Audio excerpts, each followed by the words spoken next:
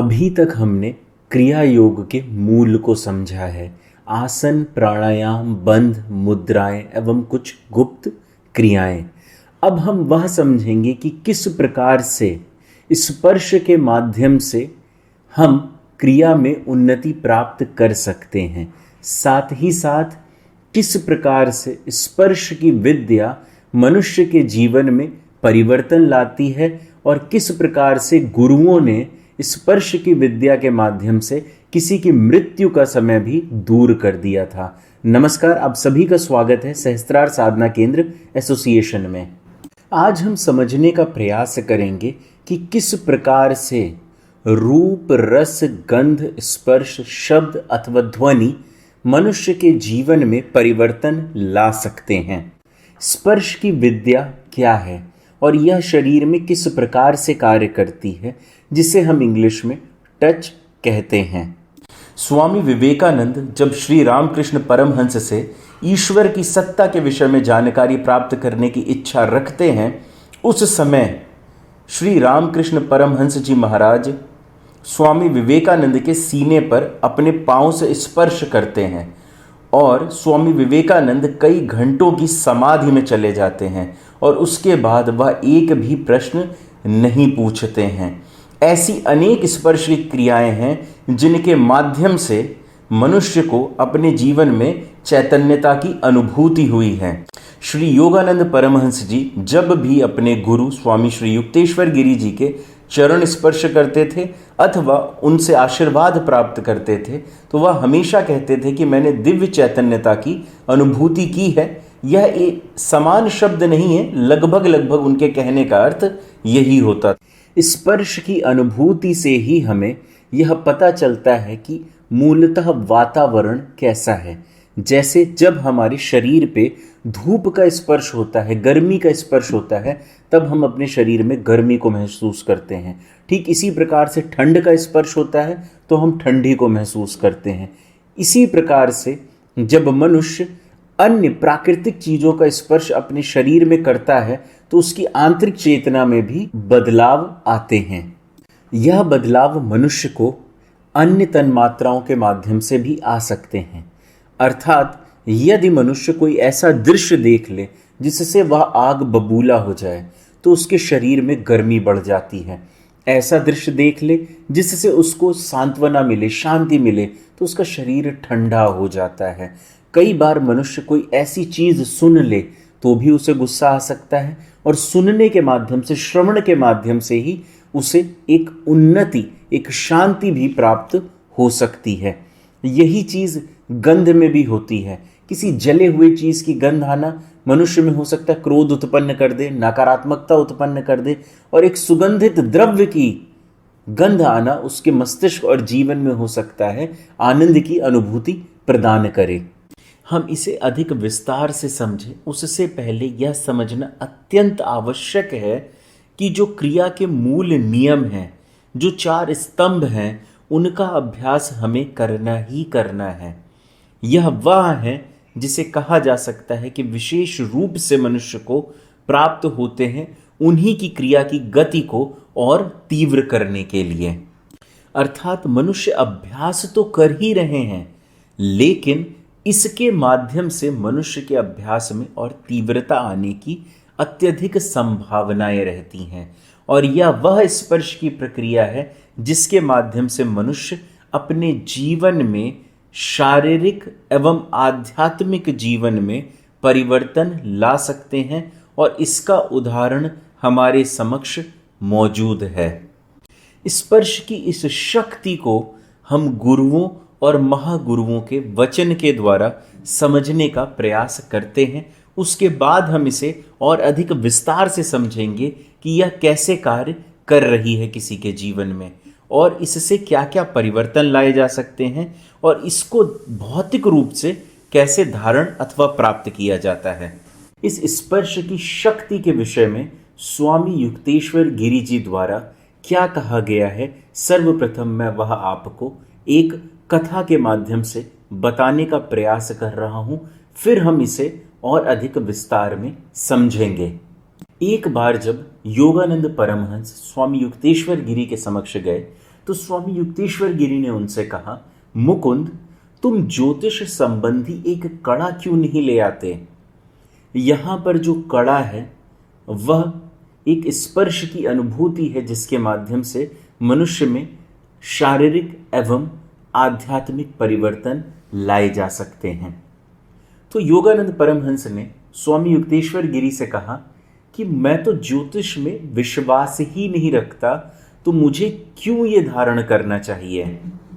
ऐसे अनेक साधक होंगे जो ज्योतिष अथवा अन्य सामुद्रिक शास्त्र संबंधित विद्याओं पे विश्वास नहीं करते होंगे अथवा उतना अधिक नहीं करते होंगे, लेकिन जब हम किसी विद्या को ग्रहण करते हैं जो कि क्रिया योग रूपी विद्या है, तो उस समय हमें यह समझना अत्यंत आवश्यक है कि यदि गुरुओं ने और महागुरुओं ने कुछ भी कहा है तो हमें उसे पूर्ण रूप से स्वीकार करना है।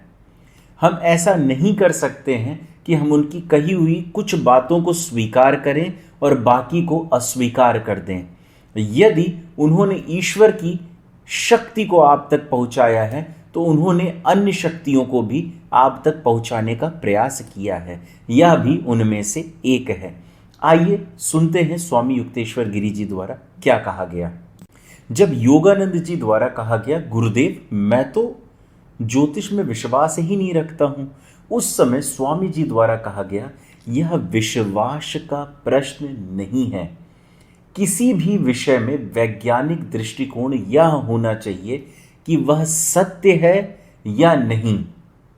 और उसके बाद स्वामी जी ने उदाहरण दिया कि गुरुत्वाकर्षण का नियम न्यूटन से पहले भी उसी तरीके से कार्य कर रहा था जैसा न्यूटन के बाद, अर्थात जब न्यूटन ने गुरुत्वाकर्षण के नियम को बताया उससे पहले भी वह यथाशक्ति ठीक उसी प्रकार से कार्य कर रहा था जब न्यूटन ने उसकी खोज कर ली थी।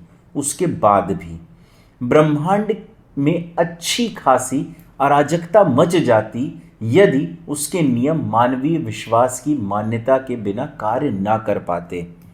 अर्थात यदि सिर्फ मनुष्य का विश्वास ही उत्तरदायी होता कि कोई कार्य सही है या गलत, अर्थात कि एक स्पर्श की जो शक्ति है वह मनुष्य के शरीर पर कार्य कर सकती है या नहीं, यह मनुष्य निर्धारित करता, या गुरुत्वाकर्षण का नियम सही है या नहीं, यह मनुष्य निर्धारित करता, तो कुछ भी संभव नहीं था। मतलब ब्रह्मांड में जो प्रक्रियाएं चल रही हैं वह सब उथल पुथल हो जाती। इसलिए आप क्या सोचते हैं इसके विषय में उससे फर्क नहीं पड़ता है। जो सत्य है वह सत्य ही रहेगा। जिन महर्षियों के द्वारा, जिन महागुरुओं के द्वारा आपको भगवान का ज्ञान दिया गया, उन्हीं के माध्यम से आपको ज्योतिष का भी ज्ञान प्राप्त हुआ है, अतृप्तताओं का भी ज्ञान प्राप्त हुआ है। अतः यह कहना कि मैं सिर्फ भगवान में तो विश्वास रख सकता हूं लेकिन अन्य किसी विद्या पर विश्वास नहीं रखूंगा, यह पूर्णतः गलत है। साथ में स्वामी जी ने कहा, गणितीय और दार्शनिक दोनों ही दृष्टियों से ज्योतिष शास्त्र इतना विराट है कि गहरी समझ वाले व्यक्ति के अतिरिक्त उसे कोई ठीक से समझ नहीं सकता है। सृष्टि के सभी अंग एक दूसरे से जुड़े हुए हैं और एक दूसरे पर प्रभाव डालते हैं। परस्पर आदान प्रदान ही ब्रह्मांड की संतुलित लयबद्ध गति का मूल आधार है। वैसे तो गुरु का आदेश ही योगानंद जी के लिए काफी था, लेकिन उसके बाद भी स्वामी जी यह समझा रहे हैं योगानंद जी को कि किस प्रकार से मनुष्य के जीवन में ग्रहों का प्रभाव पड़ता है। स्वामी जी बताते हैं कि मनुष्य को अपने मानवीय स्तर पर दो प्रकार की शक्तियों का सामना करना पड़ता है।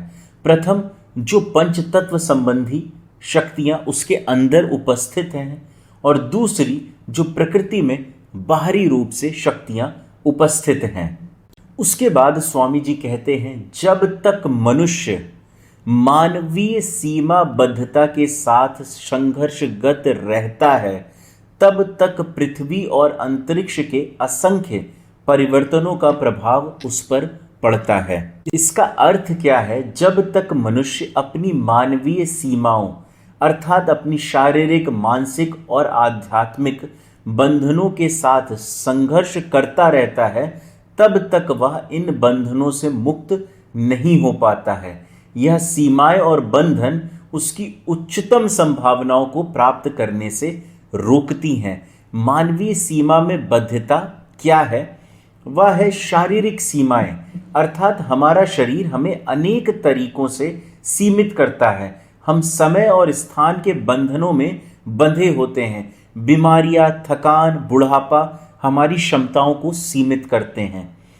मानसिक सीमाएं, हमारा मन भी हमें कई प्रकार से सीमित करता है। अज्ञानता, गलत धारणाएं, पूर्वाग्रह, भय जैसी मानसिक स्थितियां हमारी सोचने समझने की शक्ति को प्रभावित करती हैं। आध्यात्मिक सीमाएं हमारी अज्ञानता और अहंकार के कारण उत्पन्न होती हैं, और इसके पीछे का कारण सिर्फ उसका दैनिक जीवन नहीं है। इसके पीछे का कारण जो असंख्य परिवर्तन इस संपूर्ण ब्रह्मांड में हो रहे हैं वह भी है। और उसका कारण क्या है? यत पिंडे तत ब्रह्मांडे। जो इस संपूर्ण सृष्टि की रचना में है वह सब कुछ आपके शरीर में उपलब्ध है। स्वामी जी कहते हैं कि कोई भी ग्रह अथवा नक्षत्र किसी भी प्रकार से मनुष्य के ऊपर दया अथवा क्रोध या कोप प्रस्तुत नहीं करता है। वह सिर्फ अपनी पॉजिटिव और नेगेटिव किरणों को प्रस्तुत करता है संपूर्ण ब्रह्मांड में। इन्हीं पॉजिटिव एवं नेगेटिव किरणों के कारण मनुष्य के द्वारा किए गए कर्मों का जो आवरण उसके ऊपर उपस्थित है, उसका फल, जिसे कर्मफल कहते हैं, वह मनुष्य प्राप्त करता है। बच्चा, एक शिशु तभी जन्म लेता है, ऐसे दिन और ऐसे क्षण में ही जन्म लेता है जब ग्रह नक्षत्र की किरणों का उसके व्यक्तिगत कर्मों के साथ संपूर्ण गणितीय तालमेल बैठ जाता है। जो उसकी जन्म कुंडली बनती है वह उसके अपरिवर्तनीय अतीत और उस अतीत के संभावित भावी परिणामों को दर्शाने वाली एक चुनौतीपूर्ण आलेखन होती है। परंतु जन्म कुंडली का सही अर्थ अंतर प्रज्ञ ज्ञान से ही संपन्न व्यक्ति लगा सकता है, और ऐसे व्यक्ति बहुत कम होते हैं, जैसे स्वामी श्री युक्तेश्वर गिरि जी। स्वामी जी यह भी कहते हैं कि जो जन्म कुंडली है उस पर बहुत अधिक ध्यान नहीं देना चाहिए, क्योंकि जो आपके जन्म का समय निर्धारित हो चुका है वह आपके कर्मफल के अनुसार हुआ है। लेकिन मनुष्य अपनी इच्छा शक्ति को जब जगा लेता है तो वह ये जो कर्मफल के बंधन हैं इनसे वह मुक्त हो जाता है। उसने जो कुछ किया है वह उसे मिटा सकता है।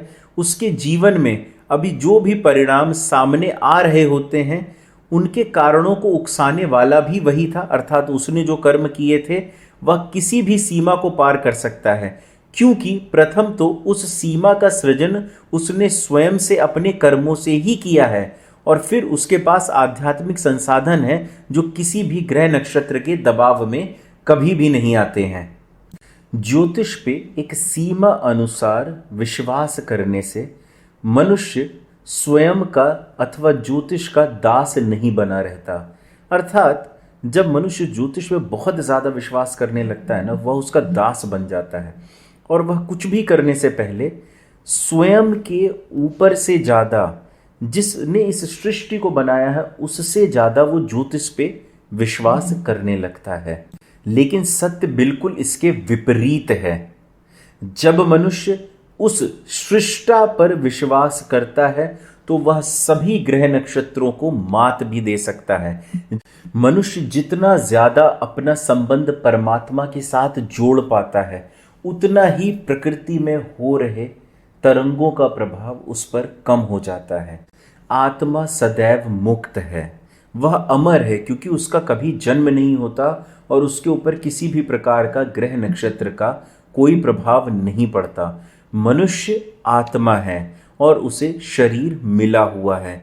जब मनुष्य स्वयं के आत्मा रूपी स्वरूप के साथ एकाकार हो जाता है, उसको जान जाता है, तब वह ग्रह नक्षत्र योग कुयोग को पीछे छोड़ देता है। और जब तक वह यह नहीं कर पाता है तब तक वह प्रकृति के नियम की जो सूक्ष्म जंजीरें हैं उनमें जकड़ा रहता है। यह सब सुन के योगानंद जी ने प्रश्न किया कि जब सब कुछ क्रिया के अभ्यास से संभव हो सकता है तो मुझे कड़ा पहनने की आवश्यकता क्यों है स्वामी जी? स्वामी युक्तेश्वर गिरी ने उत्तर दिया, यदि मनुष्य एक किसी यात्रा पे जा रहा है, उसके पास एक नक्शा है और वह अपने गंतव्य स्थान अर्थात डेस्टिनेशन पे पहुंच गया है, उस समय वह उस नक्शे को फेंक भी दे तो उससे कोई फर्क नहीं पड़ेगा। लेकिन यात्रा के दौरान उस नक्शे के माध्यम से यदि उसे कोई भी रास्ते का परिवर्तन करना है या कुछ भी करना है तो वो उसे ले लेना चाहिए। इसका अर्थ यह हुआ कि जब आप अपनी आध्यात्मिक उन्नति प्राप्त कर लेंगे उस समय आपको किसी भी रत्न कड़ा आदि की आवश्यकता नहीं पड़ेगी। लेकिन जब तक आप उस उन्नति को प्राप्त नहीं कर लेते हैं तब तक जो भी आपको स्पर्श की शक्ति के माध्यम से लाभ प्राप्त हो सकते हैं उन सभी को धारण कर लेने में कोई भी गलत नहीं है। माया के प्रभाव के कारण मनुष्य अपने सत्य से दूर हो जाता है। प्राचीन ऋषियों ने ऐसे उपाय खोजे जिससे मानव इस भ्रम या माया से जल्दी मुक्त हो सके और अपनी आत्मा के साथ एकाकार कर सके। महर्षियों ने कर्मों के नियम को समझकर ज्ञान के माध्यम से उन पर नियंत्रण प्राप्त करने के और मानव को उसके स्वरूप के साथ एकाकार करने के अनेक तरीके ढूंढे और मनुष्य के समक्ष प्रस्तुत किए। मनुष्य को कष्ट तभी उत्पन्न होता है जब वह किसी न किसी प्रकृति के नियम को तोड़ता है या उसका पालन नहीं करता है। प्रकृति के नियम के पालन में ईश्वर के प्रति पूर्ण विश्वास भी सम्मिलित है। अनेक उपायों द्वारा जैसे प्रार्थना के द्वारा, इच्छा शक्ति के द्वारा, योग साधना द्वारा, संतों के साथ सत्संग के द्वारा, ग्रह शांति करने वाले कड़े अथवा रत्न को धारण करने के साथ जो उसके कर्म हैं उनके प्रभावों को कम किया जा सकता है या उन्हें पूरा काटा भी जा सकता है।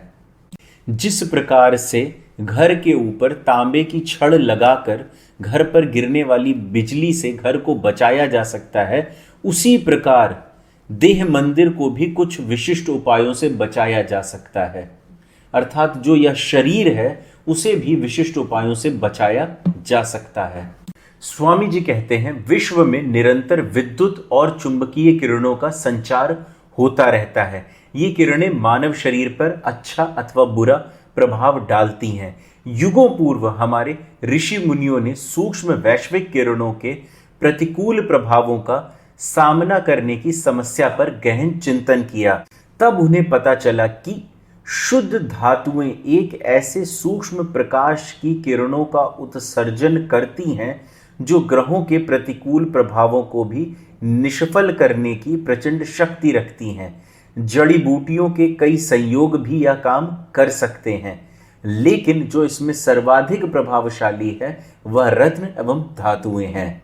जो जड़ी बूटियों के संयोग हैं यह रस, गंध और स्पर्श, यह तीनों में उपयोग होते हैं। इनको हम कभी भविष्य में समझेंगे कि यह किस प्रकार से कार्य करते हैं। ज्योतिष का अध्ययन भारत के अलावा अन्य किसी देश में बहुत अधिक नहीं हुआ। यह तथ्य बहुत कम लोग जानते हैं कि योग्य रत्नों, धातुओं और जड़ी बूटियों के संयोग से भी कोई लाभ नहीं मिलेगा यदि वह आवश्यक वजन के ना हो और यदि उन्हें इस तरह से धारण ना किया जाए कि वह पूर्णतः शरीर पर, त्वचा पर स्पर्श करते हों। यहां से उत्पन्न होता है स्पर्श का नियम कैसे मनुष्य के जीवन में परिवर्तन लाता है। स्वामी श्री युक्तेश्वर गिरी जी योगानंद जी को कहते हैं, सामान्य प्रयोजन के लिए तो मैं सोना, चांदी और तांबे से बना हुआ कड़ा पहनने के लिए कहता हूं, परंतु तुम्हारे लिए किसी विशेष कारणवश मैं चाहता हूं कि तुम चांदी और शीशे का कड़ा पहनो। इसके बाद स्वामी जी द्वारा युक्तेश्वर जी को बताया गया कि कैसे उनके जीवन के आने वाले 6 मास बहुत ही कठिनाई से बीतने वाले हैं, लेकिन इस विशेष कड़े को धारण करने से वह 6 मास की जो समस्या है वह मात्र 24 दिन में समाप्त हो जाएगी। और ऐसा ही हुआ। स्वामी जी द्वारा कहे गए वचन 100% सत्य हुए और योगानंद जी की जो समस्या थी वह 24 दिनों में समाप्त हो गई।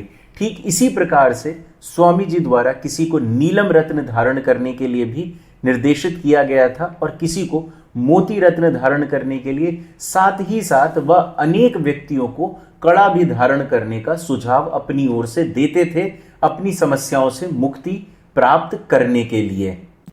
यह पूर्ण जानकारी योगी कथामृत में दी हुई है, लेकिन इसके पीछे का उद्देश्य क्या है वह मैं आप सभी के समक्ष रखना चाहता हूं। कई बार ऐसा हुआ है कि जो साधक मुझसे व्यक्तिगत रूप से भेंट करते हैं अथवा जो मेरे वीडियो के माध्यम से मुझे देखते हैं, वह कहते हैं कि आपको कोई रत्न धारण करने की क्या आवश्यकता है, आपको यह कलावा आदि धारण करने की क्या आवश्यकता है। यह जो दिव्य वचन स्वामी श्री युक्तेश्वर गिरी जी के माध्यम से योगानंद जी ने हम सब तक पहुंचाए हैं, उससे यह पता चलता है कि जब मनुष्य अपनी आध्यात्मिक यात्रा में हो तो जो भी छोटा सा छोटा उपाय वह कर सकता है उसे वह करते रहना चाहिए, जब तक वह उस पूर्ण आध्यात्मिक उन्नति को प्राप्त नहीं कर लेता है तब तक जो गुरुओं के वचन हैं वही संपूर्ण सत्य हैं और उन्हें हमें स्वीकार करना होगा। जिस प्रकार से स्वामी युक्तेश्वर गिरी ने हिरणलोक के विषय में यह भी बताया है कि वहां असंख्य परियां, मत्स्य कन्याएं, मछलियां, पशु, बौने, भूत, प्रेत, देवता, उपदेवता आदि भी उपलब्ध होते हैं, तो इन सभी चीजों पे हमें विश्वास करना चाहिए। यदि गुरुओं के द्वारा आपको दिशा निर्देश दिए गए हैं कि इनकी उपस्थिति प्रकृति में मौजूद है तो आप इन्हें अस्वीकार नहीं कर सकते हैं। यदि मनुष्य भौतिक दृष्टि के माध्यम से कुछ नहीं देख पा रहा है तो आप उसकी उपस्थिति पे प्रश्न चिन्ह उत्पन्न नहीं कर सकते हैं। मनुष्य को आध्यात्मिक लाभ अथवा शारीरिक लाभ प्राप्त करने के लिए जो कड़ा या रत्न स्वामी युक्तेश्वर गिरी जी द्वारा धारण करने के लिए कहा गया है, उसमें यह निर्धारित नहीं है कि हर एक मनुष्य को स्वर्ण, रजत एवं ताम्र से मिला हुआ कड़ा ही धारण करना है। उसमें जिस प्रकार से उन्होंने योगानंद जी को रजत एवं शीशे का कड़ा धारण करवाया था, ठीक उसी प्रकार से हर एक मनुष्य के लिए यह धातु अलग अलग हो सकती हैं। साथ ही साथ इसका वजन भी अलग अलग हो सकता है। इसलिए सिर्फ एक ही प्रकार का कड़ा अथवा रत्न धारण करने से मनुष्य के जीवन में परिवर्तन नहीं आता है। इसीलिए स्वामी युक्तेश्वर गिरी जी द्वारा कुंडली के विषय में इतना गहन चिंतन करके लोगों को इस विषय में सलाह दी गई थी। स्वामी श्री युक्तेश्वर गिरी जी को किसी की कुंडली देखने की आवश्यकता नहीं पड़ती थी कि किसको क्या धारण करना है। वह किसी को कह देते थे कि यह व्यक्ति इतने समय से अधिक जीवित नहीं रह सकता है, यदि उसने यह उपाय नहीं किया तो वह जीवित नहीं रह पाता था।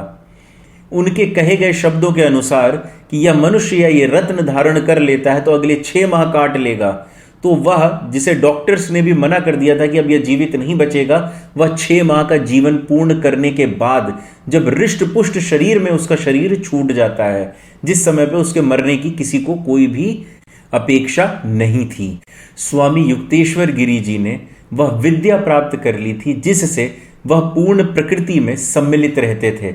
वह कहीं पे भी प्रकट हो सकते थे और कहीं पर भी आ जा सकते थे। इस प्रकार से वह मनुष्य जो सिर्फ भौतिक जगत को समझता है, वह यह समझ सकता है कि जिस संत को इतनी विद्या हासिल हो, जिन्हें इस संपूर्ण सृष्टि का इतना ज्ञान हो, उनके द्वारा यदि किसी एक विषय में गूढ़ जानकारी दी जा रही है तो वह कितनी आवश्यक हो सकती है किसी भी मानव शरीर हेतु। क्या कुंडली ही वह माध्यम है जिससे मनुष्य को अपनी आध्यात्मिक उन्नति के लिए कोई रत्न अथवा कड़ा धारण करना है, उसके विषय में जानकारी प्राप्त हो सकती है? नहीं। इसके अलावा भी अनेक माध्यम हैं जिससे मनुष्य यह जान सकता है। उसमें हस्तरेखा परीक्षण भी एक माध्यम है, जिसमें जिस प्रकार से मनुष्य की कुंडली उसके जन्म समय, स्थान और जन्म दिवस पर आधारित होती है, ठीक उसी प्रकार से मनुष्य का हाथ भी उसकी संपूर्ण क्रियाओं को पूर्व जन्म को और आने वाली हो रही घटनाओं को पूर्णतः दर्शा देता है। योगानंद जी ने स्वामी युक्तेश्वर जी द्वारा कहा गया कड़ा पूर्ण जीवन लगभग लगभग धारण किया, वह आप इन चित्रों के माध्यम से देख सकते हैं। यहां से प्रश्न जन्म लेना शुरू करते हैं कि किस मनुष्य को किस अनुपात में कड़ा धारण करना चाहिए, किस मनुष्य को कौन सा कड़ा धारण करना चाहिए, या किस मनुष्य को कौन से रत्न धारण करने चाहिए। आत्म मंथन से यह पता चलता है, अंतर्ज्ञान से यह पता चलता है कि स्पर्श की शक्ति मनुष्य को धातु, रत्न एवं रुद्राक्ष इन तीनों से प्राप्त हो सकती है। उपधातु अथवा उपरत्न के विषय में स्वामी जी द्वारा कोई जानकारी नहीं दी गई है, अतः हमें यह मानना होगा कि जो मूल रत्न अथवा मूल धातु ग्रह अथवा नक्षत्र से संबंधित है, हमें उसी को धारण करने की सलाह स्वामी जी द्वारा योगानंद परमहंस जी के माध्यम से प्राप्त हुई है। स्वयं ईश्वर तुल्य लाहिड़ी महाशय के भी यदि आप बनारस के घर को देखेंगे तो वहाँ पर भी ईश्वर की प्रतिमा उपस्थित है, वहाँ पर भी पूजन आदि क्रियाएं की जाती थीं और लाहिड़ी महाशय स्वयं भी जनेऊ धारण करते थे, जो एकमात्र चित्र उनका उपलब्ध है उसमें यह आप देख सकते हैं। आज हमने स्पर्श की विद्या को पूर्ण रूप से समझा है कि किस प्रकार से स्पर्श की विद्या के माध्यम से मनुष्य अपने जीवन में शारीरिक एवं आध्यात्मिक परिवर्तन ला सकते हैं। साधक अपने जीवन में प्रत्यक्ष रूप से क्रिया का अभ्यास की शिक्षा प्राप्त कर सकें, इसलिए लखनऊ उत्तर प्रदेश में क्रिया योग आश्रम का निर्माण किया जा रहा है। साधक स्व इच्छा अनुसार सहयोग प्रदान कर सकते हैं। मेरा नाम देवांशु है और मैं आप सभी से निवेदन करूंगा कि आप नित्य प्रतिदिन क्रिया का